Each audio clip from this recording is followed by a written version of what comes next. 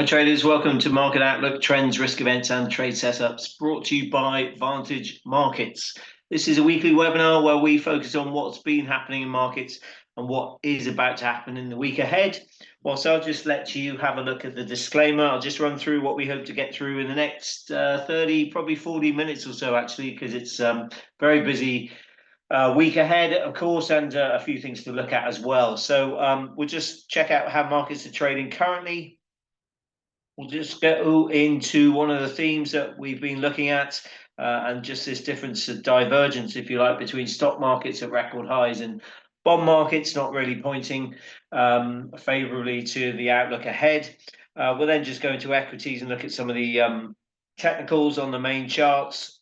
Before then, looking at last week's main events, of course. So we had US CPI data. We'll go through that. Really interesting report, really ahead of the Fed, obviously, this week. We had the ECB meeting as well, leaving rates unchanged at 2% as expected, but just a couple of things to note there. And then we'll look at, obviously, this week's main events, all four major central banks. We actually have 5 of the G10 central banks meeting this week, and 3 of those expected to cut. So we'll obviously look at the Fed first up. We'll look at expectations, we'll look at market pricing, and we do get a fresh quarterly update of the dot plot and summary of economic projections. So we'll go through those, and then we'll look at the dollar as well. Before then, looking at the Bank of Canada meeting, that's also on Wednesday, with a rate cut expected there. So we'll look at dollar CAD. We'll look at the Bank of England meeting on Thursday. Nothing expected really from that. Might be the quieter meeting really, with the gradual and careful approach to rate cuts. Obviously, in the UK, potentially meaning still the quarterly pace of rate cuts, which then means nothing happening until the November meeting. So we'll just go through that. And then finally, the Bank of Japan meeting early on Friday morning, UK time at least. We'll just see what is expected from them.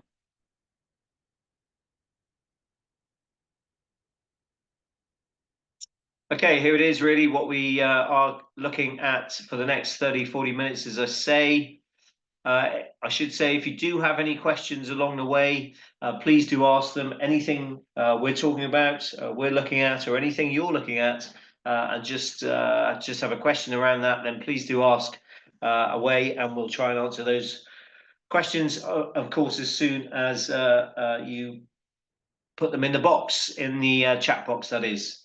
Okay, yeah, markets currently then, APAC stocks really trading mixed, region somewhat cautious really. We had disappointing Chinese activity data.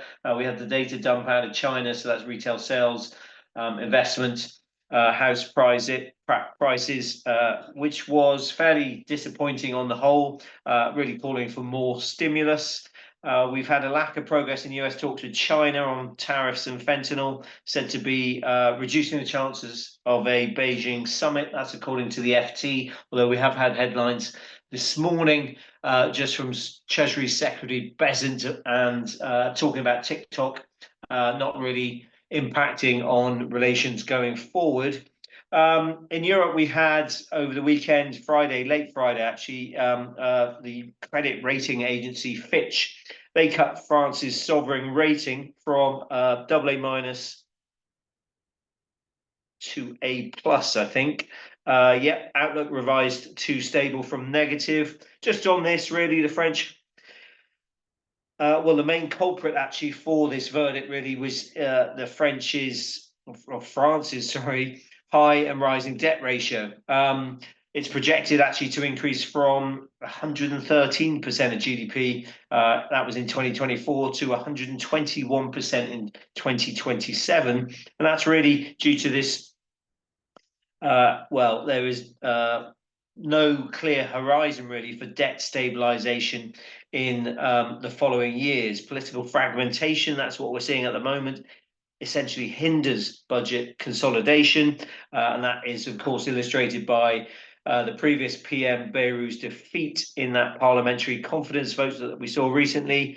And it's really the instability then of the political system. If you think there's been 3 different governments since snap elections, just over a year ago, that all weakens the capacity to deliver kind of much needed fiscal consolidation. And then that makes it very unlikely that the deficit returns to below 3% of GDP by even 2029. So issues around that, but of course, kind of was expected by markets, and it hasn't especially impacted anything around the euro, and French markets actually outperforming this morning, which is interesting. We've been looking at those as value plays, really. Some of the beaten up big French stocks, especially being beaten up and pulled up in this tide of French selling, at least over the last few weeks and months. But a lot of those big companies have very small exposure to the domestic economy. I think some of them, 90% plus of their revenues being generated from overseas. So just sort of caught up in that sell-off, and now potentially a decent value play and potential going forward. That's just a sort of opinion here. Otherwise, European equities are positive, as I say. Generally, Euro Stoxx 50 up around 0.6%, I think, after gains of 0.1% on Friday. And then the dollar, FX-wise, relatively quiet, although just seeing a bit of selling going into the US as traders start getting to their desks. Relatively contained otherwise, I think, obviously, with so much central bank activity going on. As I say, 5 of the G10 central banks meeting this week, 3 expected to cut rates as well. So we'll go through those shortly. Gold kind of pausing for breath, really, after its record-breaking rally. I'm going to pull up that chart, actually, because I know that everybody likes to look at gold. And you can just see the chart here. So a classic breakout of this sort of triangle, ascending triangle in a way, a classic breakout of that around 3,400, then up to that record high at 3,674. That printed last Tuesday. It was an interesting candle if you look at it.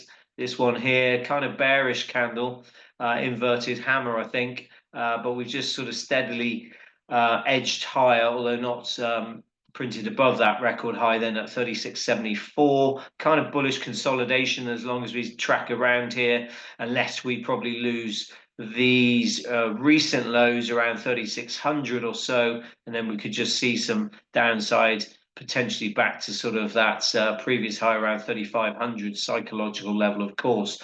Otherwise, bullish consolidation before then a move higher. Always healthy. We always say this generally, seeing a sort of pause for breath, if you like, after this sort of sharp break to the upside. And of course, then this strong rally since the start of the year. And before that, I think up over 40% now this year. Gold, I think it's set more than 30 nominal record highs so far this year.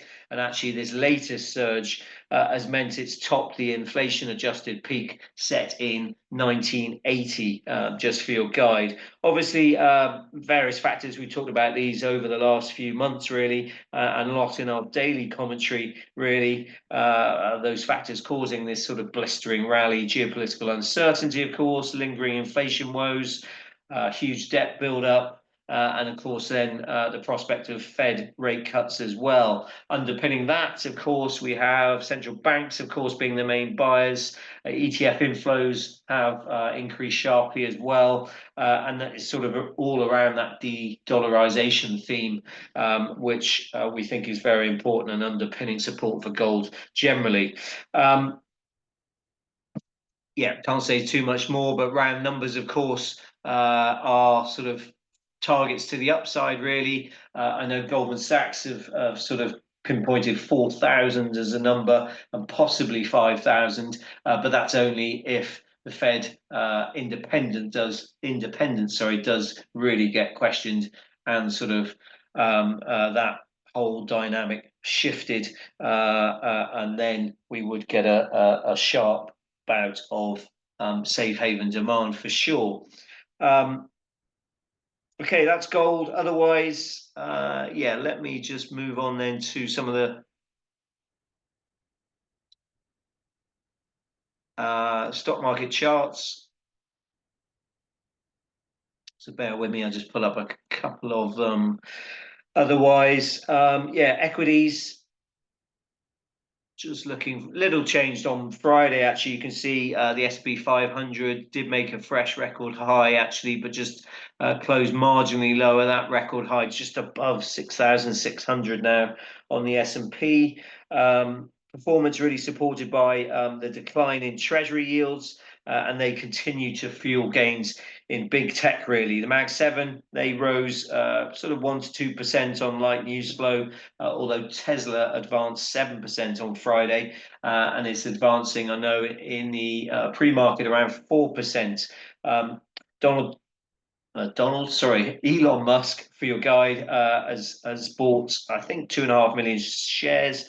I think he did that on Friday. And then we've also had news around various tech sort of various tech areas in Tesla moving away from sort of cars, although they have had a pickup in sales. And then they had the news around FSD in Nevada potentially, but really there was other news around some of the other areas that Tesla are invested in. And those have sort of seen a really big bounce recently in Tesla. If you just bear with me, I'll just pull up that chart actually before we get to the NASDAQ as well. Sorry, Tesla just being obviously news around mega blocks basically, and their use actually in well, their solution for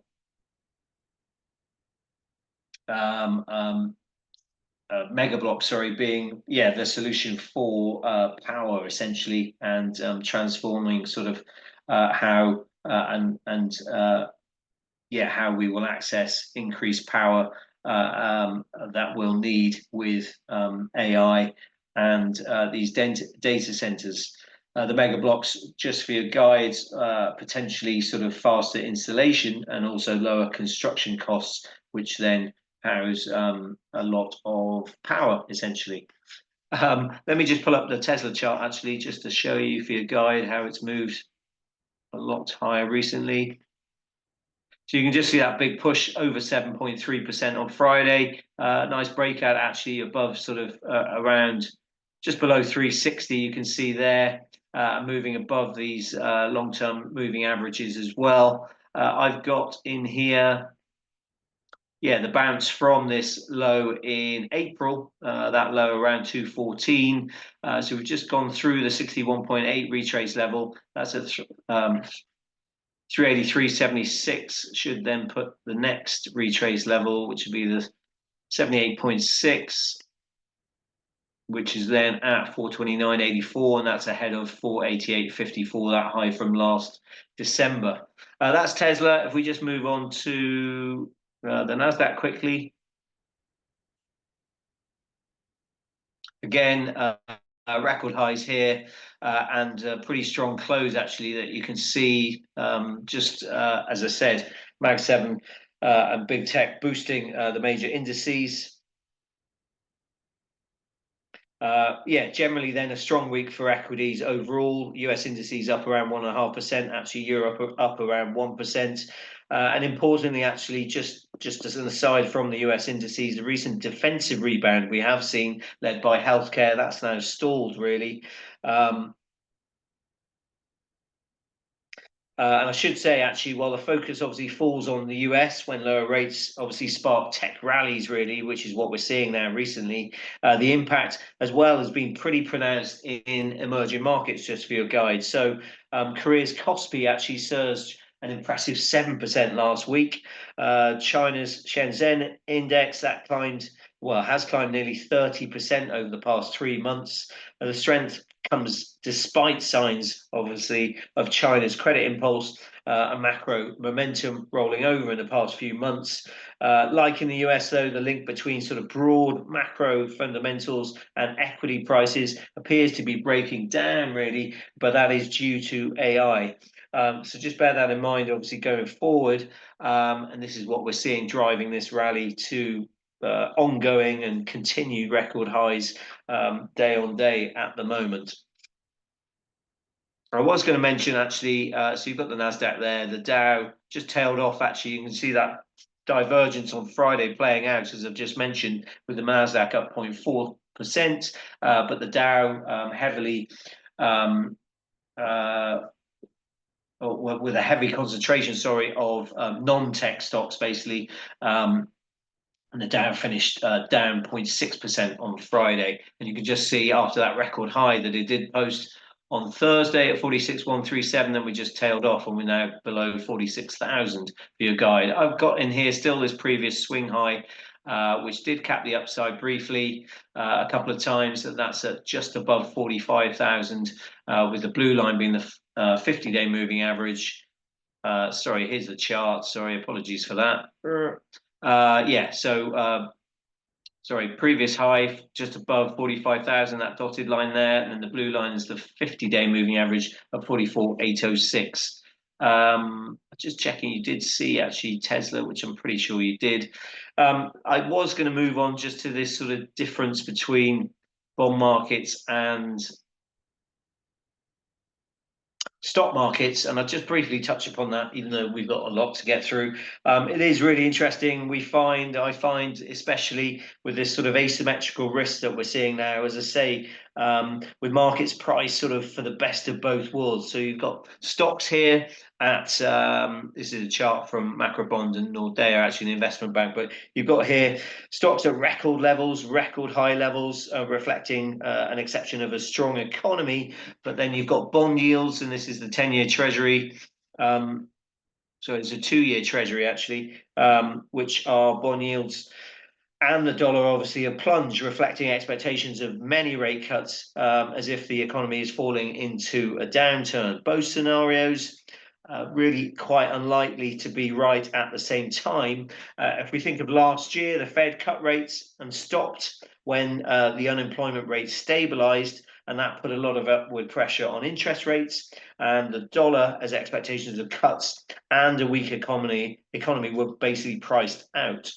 Stocks rose then as the economy held strong, and that sort of benign economic outcome, well, it could repeat itself this year, but it's important to really highlight it did not come without big moves in bonds and the dollar and the rest of markets as well. So similar setup today makes it kind of tempting to think history will repeat itself. But as we just said, economic conditions are different today.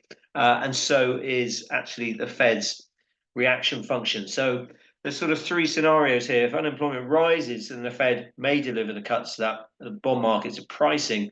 But then with elevated inflation still there, we could get that trade-off being harsher then, and that means stocks are likely to be hit. Another scenario, if unemployment stabilizes, the Fed unlikely then to cut as much as bonds discount, even when considering that inflation pressure, and that would be bad for bonds, but then stocks could benefit from the resilient economy, just like they did last year, actually. And then we've got another scenario where the risk, well, the Fed cuts, even though unemployment is stable, they kind of basically misread weak payrolls growth, or they kind of bow to political pressure. That could fuel growth and inflation, hurt bonds, but then boost stocks. The dollar, all in amongst this, really likely to rally, at least in the short term, in scenarios where the Fed holds back from cutting interest rates to the extreme that is priced into the markets today. So just this divergence that we're looking at can't really both be right, and so we'll get some sort of reaction at some point to this. Okay, enough of that. Let's go on to last week's main events. So firstly, we had US CPI data, obviously ECB meeting as well. Firstly, US CPI data, we had this chart last week actually, but pretty much decent enough. Headline inflation, that rose 0.4% month on month, above the forecast 0.3 and the prior 0.2. That saw year on year 2.9% from 2.7%. And then core prices, they added 0.3% month on month. That was in line with the forecast and with the prior, and that meant a year-on-year reading of 3.1%. Both prints on the month-on-month side, hotter than the sort of 0.17 print we need month-on-month. That's generally recognised by economists as needed to bring inflation back down to the Fed's 2% target over several months. It was all really this report around obviously tariffs and any follow through that we've seen, but that kind of seems to remain under control, even though obviously we had a slight tick up. Most of the tariff costs being absorbed, it seems, by corporate profit margins. Inflation was primarily then in this report as it was driven by housing and food prices, while core goods and other services remain steady. And then going forward, tariffs obviously are increasingly being seen as a sort of one-off step change in prices and not really leading to persistent inflation. Energy and housing costs, they are seen slowing, while as well a weaker jobs market would potentially contribute to softer inflation next year. Just worth bearing in mind, as we said last week and mentioned, really, core goods, that's the key one for their exposure to tariffs, but they only represent around 19% of the weighting in the CPI basket. Rents, housing, much bigger weighting in that basket, around a third, around 33%. And that, those are meant to be falling, which would potentially offset any rise in those core goods, which are the most exposed component to tariffs. So that CPI data, really, we saw, it was interesting actually, we saw initial jobless claims come out actually at the same time as CPI, 1:30 last Thursday. Those weekly jobless claims spiked higher, but that may have been caused by a one-off effect in Texas and the floods, I think it was. But markets reacted to that spike higher in initial jobless claims, which then sort of played on the worries about the jobs market, even though it could have been a one-off effect. And then we saw, yields spike lower, US Treasury yields, that is, spike lower. And the euro outperform. But as I say, a lot of that was down potentially to the jobless claims and not to the CPI data. Of course, a combination of rising claims and increasing inflation, that is a tricky backdrop for the Fed, stagflation potentially, but at the moment, the Fed seemingly not worried about that. We did then get, moving on from that, to the ECB meeting. They left rates unchanged as widely expected at 2%. We did have new quarterly staff forecasts, which kind of had a mild dovish twist to them, really. They were kind of little change from June, but basically confirming inflation has returned close to target, is expected to stay there over the policy horizon. And projections, as I say, for core inflation as well, they were little changed and confirmed 2% price stability as well. But growth, well, that was upwardly revised for this year, 1.2% due to the strong start, but it will ease back to 1% next year. And really, overall, well, the context isn't that bad, with kind of uncertainty on tariffs easing and then fiscal support supporting activity further out. Interestingly, as well, in the press conference, President Lagarde downplayed the revisions actually and guided that risks to growth have become more balanced. And that's the first time she said that, I think, since September 2023. An even stronger sort of signal actually was that she said that the disinflation process is over.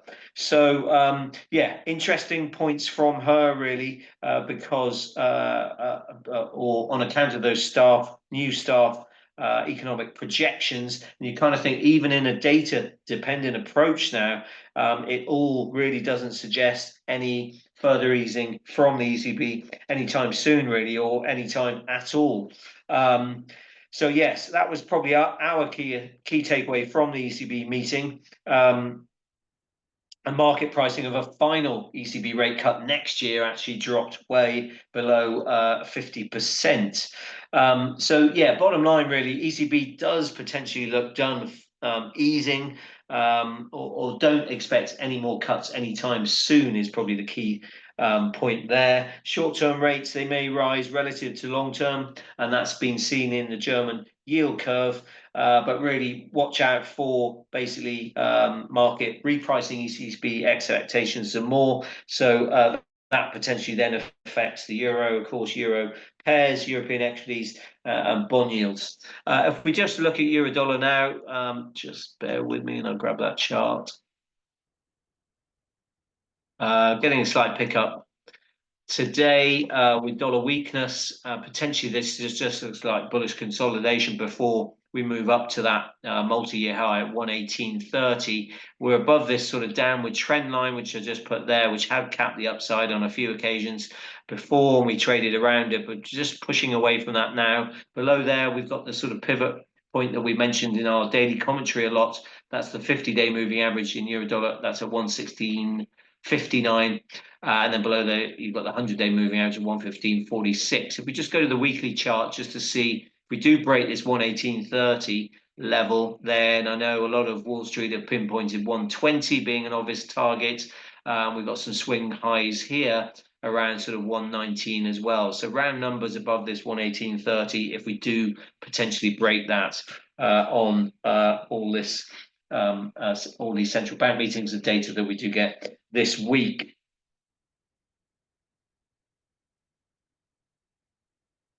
Okay, moving on from this, then let's just go to this week's main events. I haven't mentioned actually the BLS payrolls benchmark revision actually, which came out last week. Just briefly on that, basically it's a revision of the non-farm payrolls reports out of the US.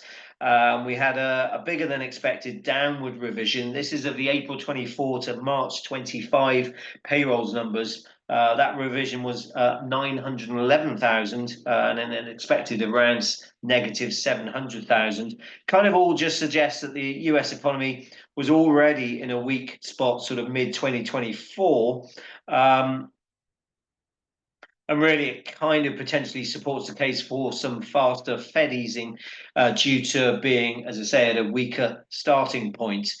All that said, I guess the data, it sort of showed no sharp rise in layoffs or unemployment, but slowing job growth kind of reflects limited available workers, really. And it was interesting in the market reaction to that benchmark revision, bigger than expected, was kind of a sort of rumor fact type thing where we'd already moved, and then we had a bounce really from that. Let's just move on to the Fed then, which kind of incorporates some of what I've just said anyway, with the CPI and the employment data as well. Of course, the Fed in this graphic, hopefully you like this, fully expected to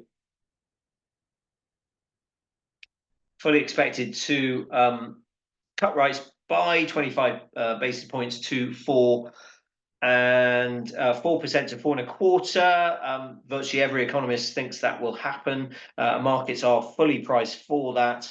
Basically, the Fed restarting its easing cycle. There's a very tiny percentage chance now of a 50 basis point move, but I think there are more analysts than that 3% really that potentially do look at a 50 basis point cut on Wednesday. I think now the chances, money markets price that around 3%. It was up above 10% last week, but now that's back down to a very, very small chance of that happening. Markets, definitely will be watching for the updated quarterly summary of economic projections, the SEP, and of course Powell's press conference after the statement is released. Really, then that will show us how far the easing cycle might reach, and really, as I said, the pace of future rate cuts. Yeah, a few points here then. Why are they cutting now? Well, obviously, we've learned from Chair Powell post Jackson Hole that he is assigning more importance to the labour market than the softening labour market, basically with job growth stalling now with those downward revisions that we've seen in recent months. They now those concerns outweigh any inflation risks, and really inflation is seen as a sort of one-off step change to prices or tariffs are sorry, and dare I say it, are looked at as slightly more transitory and less persistent, really. And therefore, the softening labour market is what officials are now focusing on. Possibly there may be some surprises with some members dissenting again, with potentially if Stephen Mirren is allowed to vote, then he could support a 50 basis point cut or even bigger, obviously siding with President Trump there. We also have, obviously, Fed officials Bauman and Waller potentially as well supporting a 50 basis point cut. For those SEPs, then that's the economic projections. I think consensus is for a trimming of forecasts for growth and PCE, so that's inflation, whereas there will be a potential lifting in unemployment projections. If we just move to the last reports, you can see this is NFP, and then that where we came in, of course, and then we've got the unemployment rate ticking up here. This is just what we're seeing at the moment, not obviously projections. And then we've got the dot plot expectations, of course. Rates currently see or are seen falling from currently 4.25 to 4.5, sorry, but seen falling at the moment, or from the last June projections, I should say, to 3.75 to 4% by the end of 2025 this year, and then down to 3.5 to 3.25 in 2026, and 3.25 to 3.5 in 2027, and then settling around 3%, the neutral rate then, which would be 150 basis points lower from where we are today. I've just got core inflation here, another way of looking at it, trending higher, but potentially looked at as one-off. So yes, dot plots potentially will be changed. The risks are of increased signaling of more cuts. So potentially, 70 basis points of cuts in 2025 versus 50 previously, and then the 2026 median potentially moving down by as much as 50 basis points. That is probably the key market driver for what we'll be looking at for sure, the dot plot then, and how many rate cuts are. The median rate cut obviously is seen for this year and next year. I always say, actually, when these dot plots come out, of course, that projections further out always take with a pinch of salt, because they are mostly seen as inaccurate and not very reliable. Whereas, of course, this year's median forecast for rate cuts will be much more informed, if you like. Current market pricing then, there's around, as I put on the graphic, actually, let's just go back to that, 68 basis points priced in by markets at the moment. So if you think they do, if you think there's 3 more meetings, September, October, and December, then that's just shy of 325 basis point rate cuts, of course. And I guess if you're thinking about it, there's 18 basis points priced in for the December meeting if they go September, October, which is around a 72% chance, if you like, of 3 cuts, so 1 at each meeting.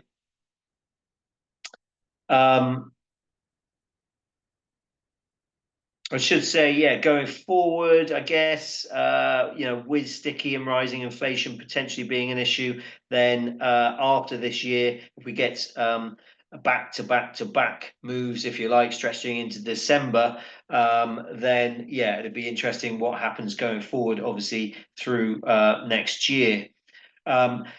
in a way as well, you kind of think, and I know if you read a lot of investment bank research, very, very mixed on what will happen. Kind of most thinking there will be 3 basis points price for this year, just a couple sort of sticking with the 225 basis point cuts this year. Most thinking three, as I say, but then after that, quite a wide divergence of views. If you think that's happening on Wall Street with the economists, then you kind of think that will happen across the Fed as well. So we could potentially get a very wide dispersion in the views again, which markets may look at, even though obviously the median will sort of grab the headline, if you like.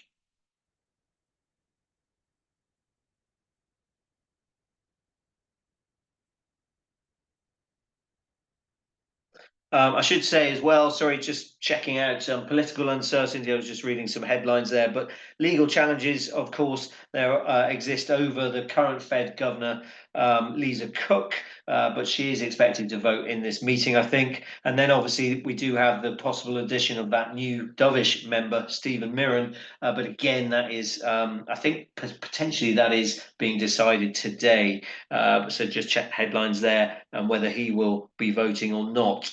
Bottom line then, sort of trading takeaway, I guess, base case 25 basis point cuts kind of means dollar softer, risk assets supported. If we get a bigger cut, of course, or a dovish dot plot is probably the main thing there. Then we get a bigger US dollar drop. Equities go higher, gold goes higher potentially. Although obviously it depends how dovish we are, because that could signal worries about the economy, of course, and then stocks may just pause in that scenario.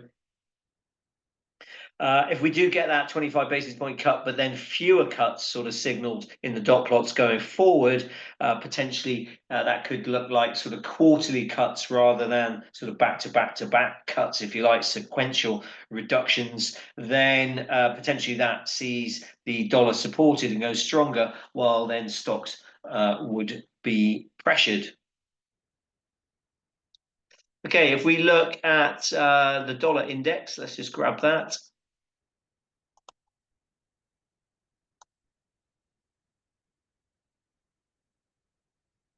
Which is here. This is the weekly actually, which I quite like because you can just see this sort of consolidation and bearish consolidation. Really, that's just tracking sideways before then a potential move. And when you get consolidation, you get range contraction before range expansion, essentially, which is what we're waiting for. And well, typically that's in line, the breakdown or breakout in line with the dominant long-term trend, and that is of course down. So potentially looking at lower prices. I just say potentially. We never know, of course. We've got that long-term low at 96.37, and then you've got this long-term downtrend. If I just pull us back from 2011 lows, then 2021 lows as well, which could potentially be strong support.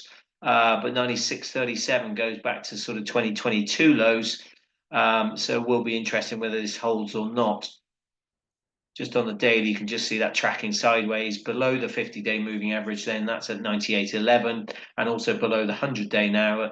That's at 98.57. So just need to probably break last week's low as well. Initial supports are at 97.25. Then before probably a look at 96.37, that long-term low. Otherwise, resistance, as I say, at the 50-day and then possibly the 100-day as well, above 98.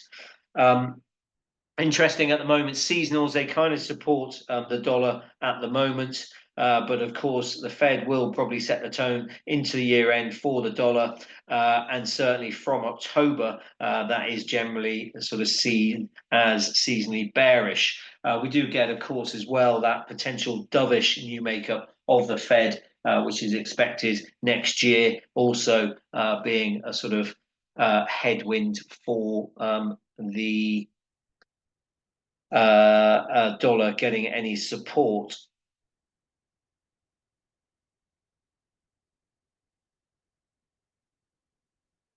Okay, that is on the dollar side. I should say there is some other data as well. So tomorrow we get the release of August retail sales, and then Thursday again we get that weekly jobless claims data. And also, actually, we get the July Treasury International Capital, the TIC data as well.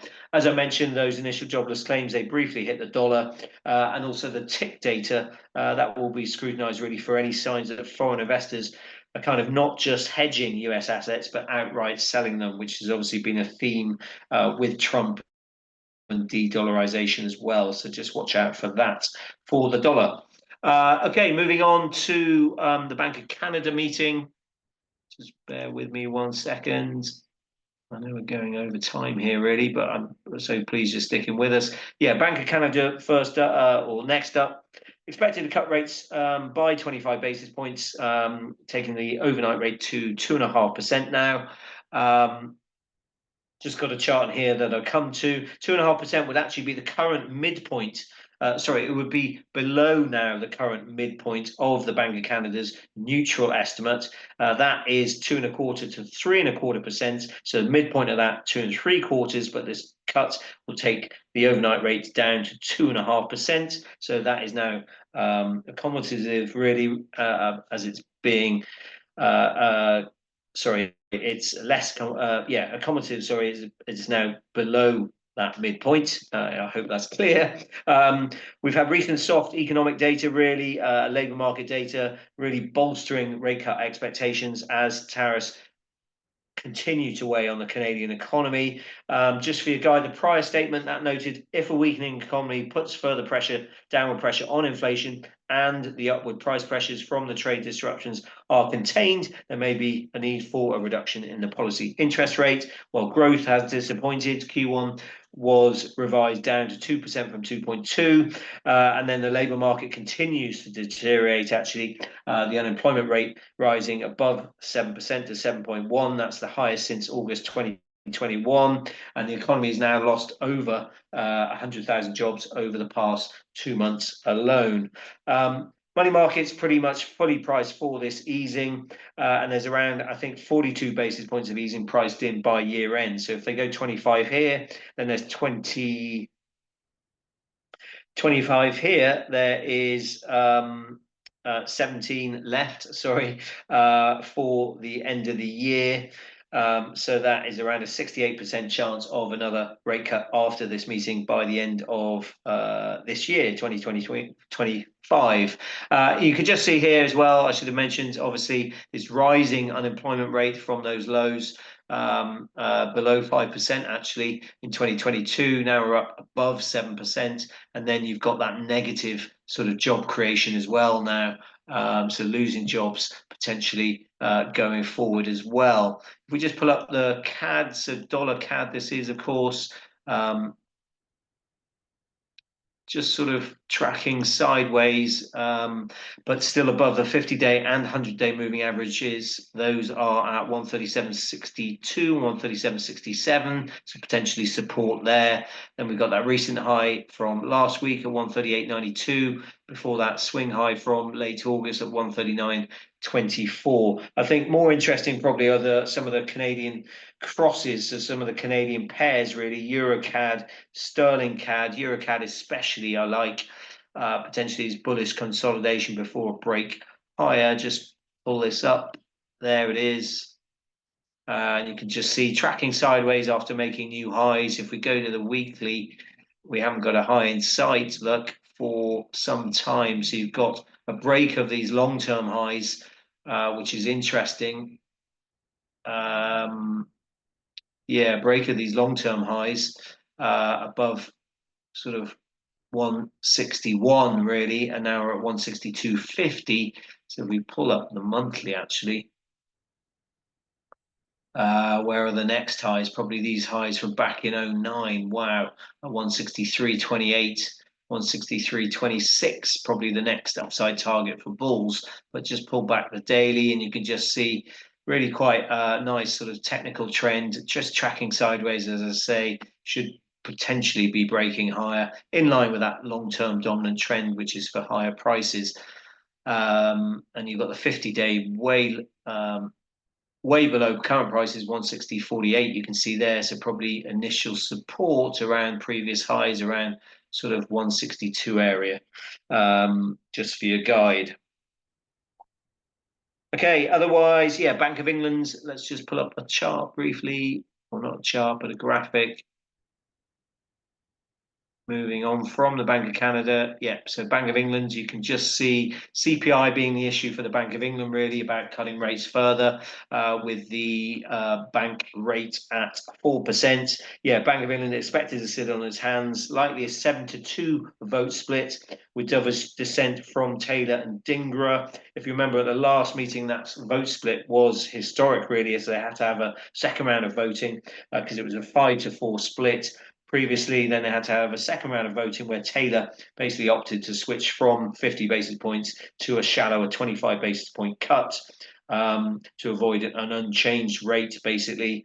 But we should just see this idea that the bank maintains its guidance of a gradual and careful approach to rate cuts. They did, though, actually at the last meeting remove language that monetary policy needs to remain restrictive. It was kind of a hawkish vote split then because of that 5-4, even though it changed. And that really scaled back dovish Bank of England rate cut bets. And data actually since the last meeting as well has also seen those bets further paired. So we've had June GDP come in slightly firmer than expected. Labour market has continued to cool, but at a reduced rate. And then services inflation has ticked higher to an elevated rate of 5%. We also had the August composite PMI data also moved further into expansionary territory. Then for commentary, really, we've heard from most members really just continue to convey caution around the persistence of this underlying inflation. And really, then you kind of think there's no pressure on them to raise policy at this meeting. They will likely follow that guidance, as I've said, gradual and careful, which basically means rate cuts on a quarterly basis alongside the MPR meetings. That's the monetary policy report meetings. They are quarterly, which would mean the next rate cut would be in November. Market pricing for your guide. Well, given that hawkish vote split last month or last time around, really, and expectations actually that the September CPI report will go higher. That's due on October 22nd for your guide. So that could see inflation hit 4%. And that has mean that markets only pricing around 8 basis points of cuts this year, total of 40, I think, by next summer. So aside from the rate decision and vote split, attention will be on the MPC's announcement around quantitative tightening. That's expected to slow to £70 billion per annum from October. So bottom line for Bank of England, really in wait and see mode, really, I think, if a nice way of putting it, should imply really a preference for not rocking the boat, essentially, and that could mean a slightly tempered market reaction. Obviously, we have the Fed the night before as well, so that could mean certainly not tempered market reaction to cable, at least. And I should note, actually, we do have inflation data out of the UK on Wednesday and jobs data out tomorrow as well. First thing, UK time, 7 a.m. as usual. Headline CPI for your guide, that's seen around 4%. And services around 5%. So that is the issue, of course, for the Bank of England of cutting faster, really. And there may be some focus on payrolls data on the jobs numbers out tomorrow after recent weakness there. But nothing really should move the dial for this meeting on Thursday, but it could obviously signal or line up or determine really the November meeting. So just watch out for that data, even though we'll have other reports before the November meeting in October, as I mentioned. Okay, cable, let's just briefly pull that up, which is outperforming today, actually. So yeah, we've got a break to the upside, which is interesting. Just let's just check. Yeah, just breaking that recent swing high in August and also in sort of late July, just below 136. We're now through that level, 136.10 we're trading at. So sterling outperforming at the moment. You've got that multi-year high at 137.84, and then support potentially yeah, around these previous highs, and then below that, around the 50-day and 100-day moving averages, they're at 134.61 and 134.67. Just pulling this back, because if we do break this 137.84 level, where do we go next? You've got swing highs around 138.81. And then you've got the sort of 140 level, obviously, as a key psychological level, but that's much, much higher, of course. That's sterling. Just for your guide, let's look at euro sterling, because that's sort of shown us more sort of sterling weakness, really, because obviously cable is sterling against the dollar. So you're up just off those recent highs at 87.52. This is euro sterling. Now we're below the 50-day moving average at 86.57 there. So we've got potential support at 86.31, and then probably these swing lows from mid-August around just below 86 would be a decent support level as well. That's in euro sterling. Okay, finally, let's move to dollar yen. Sorry, we've got obviously the Bank of Japan meeting Friday morning, first thing UK time. Expected to keep policy unchanged at that meeting. But they will offer an updated assessment actually of the balance of risks in light of recent data. So Japan's economy, growth-wise, has expanded 0.5% in Q2. Actually, that's a solid start to this year. And inflation remains elevated. So Tokyo's core CPI actually registered 3% in August. So that really underscores these persistent price pressures we've been seeing, particularly in food. Recent communication kind of from the Bank of Japan suggests a further rate hike in 2025 remains a possibility, obviously contingent on continued economic progress. Of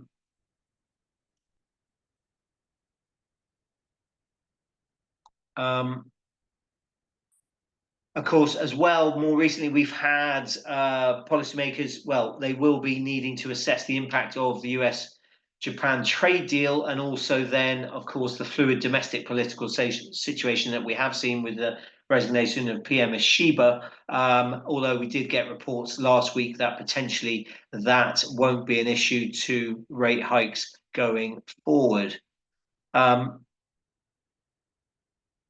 If we just look at dollar yen then, and you can see that here, yes, tracking sideways again. So longer we track sideways, the bigger a breakout will be. As I say, typically in line with the dominant trend, but that's probably negated at the moment. So interesting one to call this dollar yen. You've got the 200-day moving average. That's that black line above, which has capped upside before. So that's resistance at 148.64. Then you've got the halfway point of this move lower at 149.37 there. Dotted line, you've got the 38.2, sorry, at 147.13, which has been pretty decent support. And then you've got below this, the 100-day moving average at 146.09.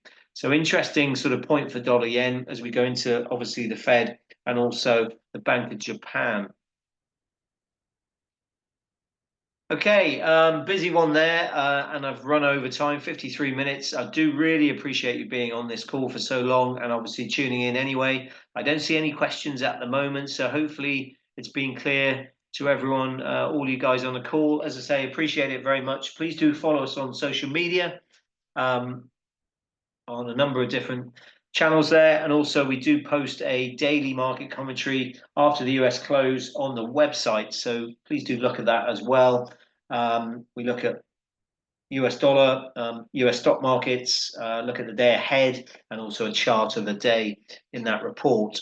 Okay, I'll wrap it up there. Thanks again, and take care out there. Really, really busy week, interesting week, and definitely a lot of setups we're looking at to trade. So take care out there, and we will speak to you same time next week.